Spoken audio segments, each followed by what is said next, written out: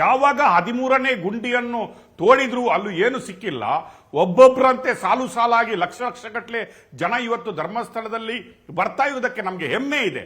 But same time I am again claiming this is too early to celebrate. ನಾನು ಹೇಳಿದ್ದೀನಿ, ಇದು ಅಲ್ಪ ವಿರಾಮ ಆಗಬಾರ್ದು, ಇದು ಫುಲ್ ಸ್ಟಾಪ್, ಪೂರ್ಣ ವಿರಾಮ ಆಗಬೇಕು.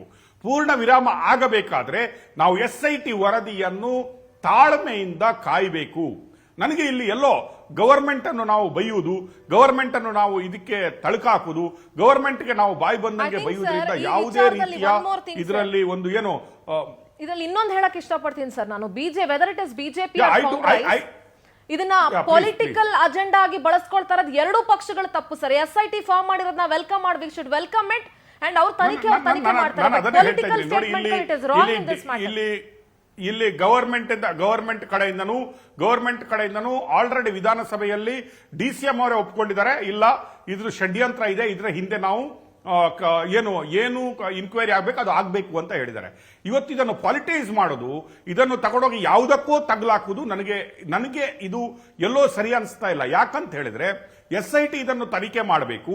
ಈ ತಲೆಬುರುಡೆ ಹಿಂದುಗಡೆ ಇದರ ರಹಸ್ಯವನ್ನು ಭೇದಿಸಬೇಕಾದ್ರೆ ಇವರೇ ಹೇಳಿದಂಗೆ ಅದು ಯಾರಿಗದರಲ್ಲಿ ಫಂಡಿಂಗ್ ಆಗಿದೆ, ಎಲ್ಲಿಂದ ಬಂದಿದೆ ಅಂತ ಹೇಳಬೇಕಾದ್ರೆ ಅದಕ್ಕಿಂತ ಮೊದಲು ಈ ವ್ಯವಸ್ಥಿತವಾದ ಒಂದು ಇನ್ವೆಸ್ಟಿಗೇಷನ್ ಆಗಬೇಕು. SIT ಅನ್ನು ರಚನೆ ಮಾಡಿದ್ದು ಸರಿ ಇದೆ. ಗವರ್ಮೆಂಟ್ SIT ಅನ್ನು ರಚನೆ ಮಾಡಿದ್ದನ್ನು ಬಿಜೆಪಿಯು ವೆಲ್ಕಮ್ ಮಾಡಿದೆ, ಅಥವಾ ಅಲ್ಲಿವರೆಗೆ ಬಿಜೆಪಿಯವರು ಯಾರು ಬಾಯಿ ಬಿಟ್ಟಿಲ್ಲ, ಜನತಾದಳದವರು ಯಾರು ಬಾಯಿ ಬಿಟ್ಟಿಲ್ಲ. ಈಗ ಯಾವಾಗ 13ನೇ ಗುಂಡಿಯಲ್ಲೂ ಏನು ಸಿಕ್ಕದಾಗ ನೀವೆಲ್ಲ ಎದ್ದು ಬಿಟ್ಟು ಗವರ್ಮೆಂಟ್ ಅನ್ನು ಹೀಯಾಡಿಸುವುದು ಅಥವಾ ಗವರ್ಮೆಂಟ್ ಅನ್ನು ಟಾರ್ಗೆಟ್ ಮಾಡೋದು ಸರಿಯಲ್ಲ. For me I am thinking we should wait. SIT ಅನ್ನು ಮಾಡಿದ್ದೀವಿ, ನೀವು ಅದನ್ನು ಅಕ್ಸೆಪ್ಟ್ ಮಾಡಿದಿರಿ, SIT ಮಾಡಿದ್ದು ಸರಿ ಅಂತ ಹೇಳಿದಿರಿ. SIT ಅಲ್ಲಿ ಒಬ್ಬ ನಿಷ್ಠಾವಂತ ಅಧಿಕಾರಿಯನ್ನು ಹೆಡ್ ಆಗಿ ಮಾಡಿದ್ವಿ, ಪ್ರಣಬ್ ಮೊಹಂತಿ ಅವರನ್ನು, ಅವರೂ ಕೇಳಿದಾಗೆ ಅವರನ್ನೇ ಮಾಡಿದ್ವಿ. ಎಲ್ಲ ಆದ ಮೇಲೆ ಈಗ ನಾವು ಏನು ಹೇಳ್ತಾರಲ್ಲ, ಅಡಿಗೆ ಆಗುವವರೆಗೆ ಕಾದು ಬಿಟ್ಟು ಇನ್ನು ಏನು ಬಡಿಸ್ಬೇಕು, ಆ ಟೈಮಲ್ಲಿ ನಮಗೆ ಪೇಷನ್ಸ್ ಇಲ್ಲ ಅಂತ ಹೇಳುವ ಸ್ಥಿತಿಯಲ್ಲಿ ಇವತ್ತು ಎಲ್ಲಾ ರಾಜಕೀಯ ಪಕ್ಷಗಳು ಮತ್ತೆ ಎಲ್ಲಾ ಚಾನೆಲ್ಗಳು ತಾ ಮುಂದು ಅಂತ ಏನೋ ಕ್ರೆಡಿಟ್ ತಗೊಳ್ಳಿಕ್ಕೆ ಹೋಗುದು ನೋಡಿದ್ರೆ ನನಗೆ ಇದು ವಿಪರ್ಯಾಸ ಅನ್ಸುತ್ತೆ. I don't blame anywhere. Government ಏನು ಸ್ಟ್ಯಾಂಡ್ ತಗೊಂಡಿದೆ SIT ಆಗಬೇಕು ಅನ್ನೋದು, ಮತ್ತೆ ಆ ರಿಪೋರ್ಟ್ಗೆ ಇಂಡಿಪೆಂಡೆಂಟ್ ಆಗಿ ಒಂದು ಇದು ಕೊಟ್ಟಿದೆ, ಹಕ್ಕು ಕೊಟ್ಟಿದೆ, ಅದನ್ನು SIT ಅವರಿಗೆ ಮಾಡ್ಲಿಕ್ಕೆ ಬಿಡಬೇಕು. ಅದನ್ನು ಮಾಡಿ SIT ರಿಪೋರ್ಟ್ ಬಂದ ನಂತರ ನೀವು ತಿಳ್ಕೊಳ್ಳಿ, ಅದರ ಹಿಂದೆ ತಮಿಳುನಾಡವರಿದ್ದಾರಾ, ಅದರ ಹಿಂದೆ ಕೇರಳದವರಿದ್ದಾರಾ, ಅದರ ಹಿಂದೆ ನಕ್ಸಲೈಟ್ ಇದ್ದಾರಾ, ಅದರ ಹಿಂದೆ ಯಾರಿದ್ದಾರೆ.